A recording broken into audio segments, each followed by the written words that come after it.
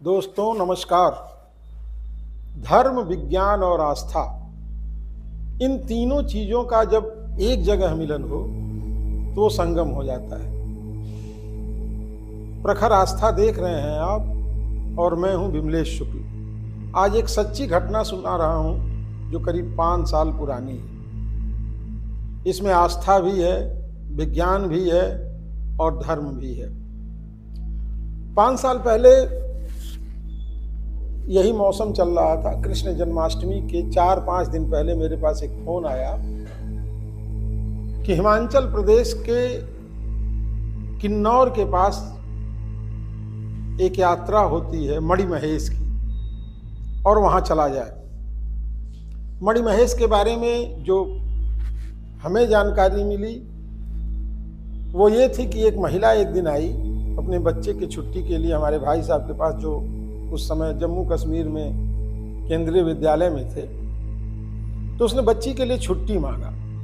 तो उन्होंने कहा इतनी लंबी छुट्टी आप क्यों ले रही हैं? तो उसने बताया कि मुझे मणिमहेश जाना है, और जब मेरी बच्ची पैदा हुई थी तो इसके शरीर पर सफ़ेद दाग था और मैंने वहाँ मन्नत मानी थी, अब ठीक हो गई है।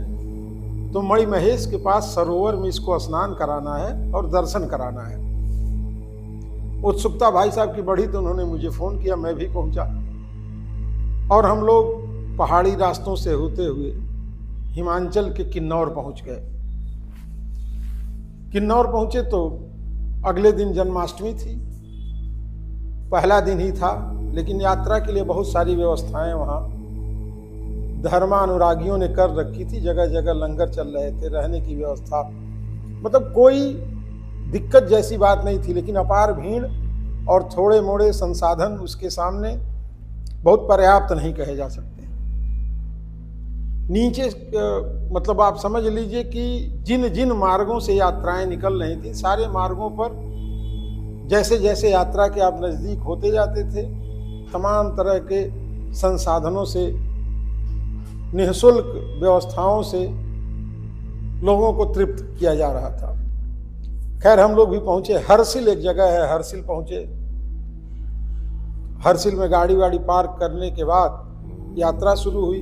बड़ी दुरूह यात्रा, करीब 17 किलोमीटर की यात्रा, 16-17 किलोमीटर की यात्रा पगडंडियों के रास्ते होनी थी। यात्रियों की सुविधा के लिए स्थानीय लोग घोड़े और खच्चर भी उपलब्ध करा रहे थे। तो चूंकि अब एटीएम और वो बैंकिंग व्यवस्था, तो बहुत ज़्यादा पैसा हमारे जेब में नहीं था। हम 3 लोग थे। ये हुआ कि पैदल यात्रा किया जाएगा, कितना लगेगा, 2-4-5 हज़ार रुपये का खर्च होगा।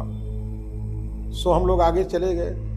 3-4 किलोमीटर जाने के बाद लगा कि बड़ा दुरूह यात्रा है, यह यात्रा पूरी नहीं हो पाएगी इस तरह से आसानी से।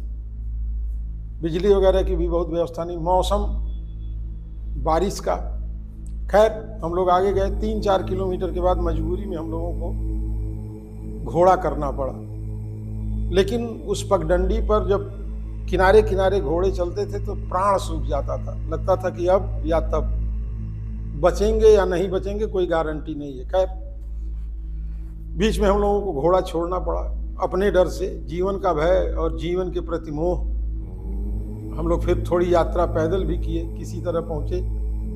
सूरज ढलने को था। वहाँ जा करके फिर ठहरने के लिए चट्टानों पर वैसे तिरपाल डाल करके घेरा बनाया गया था। तेज हवाओं से बचा जा सकता था और कंबल में शरीर को किस तरह से लपेट करके अपने को बचाया जाए, इसी प्रयास में सारी रात कटती थी। खैर कंबल के रेट से वहाँ किराया था। हम लोगों ने 10-12 कंबल लिया, आराम से 2-3 घंटे करवटें बदले। वहाँ भी लंगर की बड़ी अच्छी व्यवस्था, ड्राई फ्रूट, दुनिया की जो भी खाने की चीज़ थी, शुद्ध सात्विक और शाकाहारी, गर्म चाय से लेकर के काजू बादाम तक सब कुछ उपलब्ध था।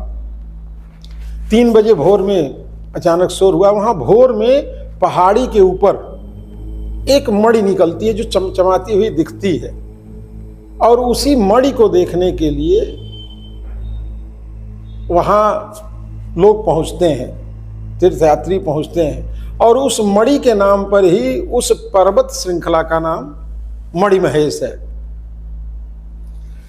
हम लोग गए। 3 बजे शोर हुआ कि अब मणि निकल गई। खैर हम लोग तुरंत बाहर, वो होटल तो था नहीं, छोलदारी ही समझ लीजिए।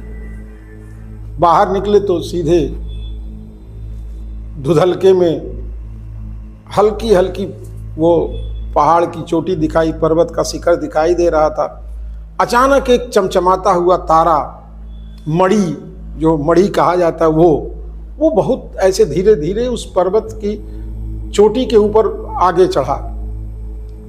शंख ध्वनि होने लगी, जय शिव भोलेनाथ, सब लोग अपना नारा लगाने लगे, प्रणाम करने लगे सारे लोगों ने। ये अद्भुत ये रहा कि लोग बताते हैं कि जन्माष्टमी के दिन कभी कभी मौसम खराब ही रहता है ऊपर, कभी कभी ही ये मणि दिखती है। लेकिन हम लोग सौभाग्यशाली थे कि पहली यात्रा में ही मणि का दर्शन हुआ। हम लोग उसके बाद सरोवर में स्नान किए और दर्शन के बाद यात्रा की वापसी। कोई बहुत भीड़ भाड़ नहीं, सरोवर के किनारे बनी चाय की दुकानें, छोटी मोटी चीज़ें, आप जो भी उपलब्ध है वहाँ संसाधन।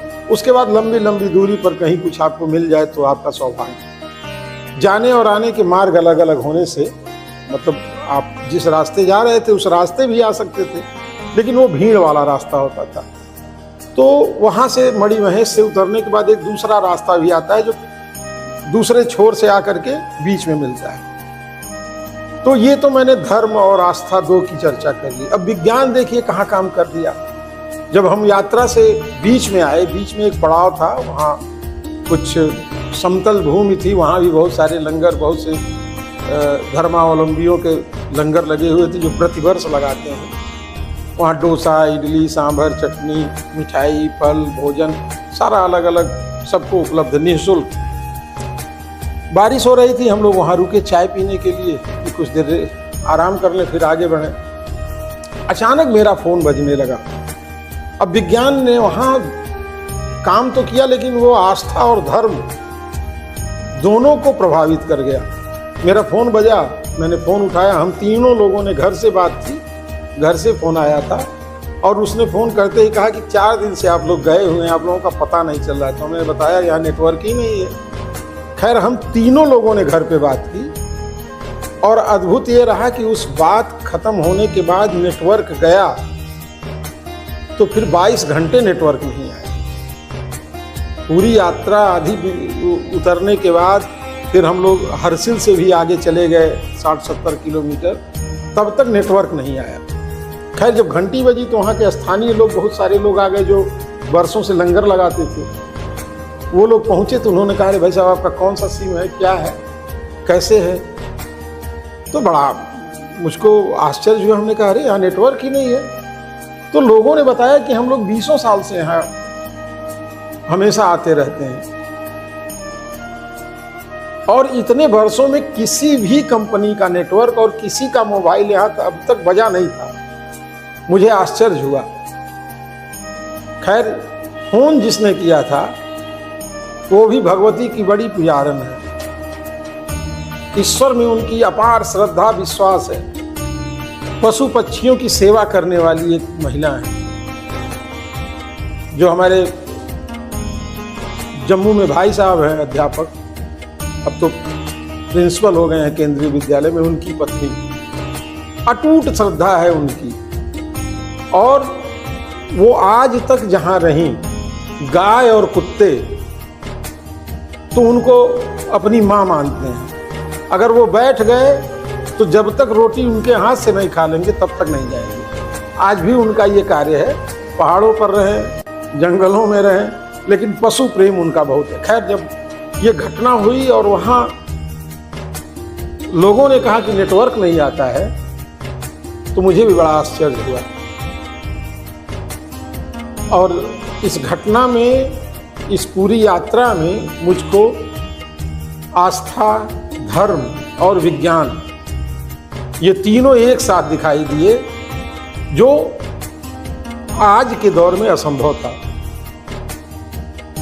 फिर किसी अगली यात्रा वृत्तांत के साथ आपसे फिर मुलाकात होगी। तब तक हमें अनुमति दें। नमस्कार।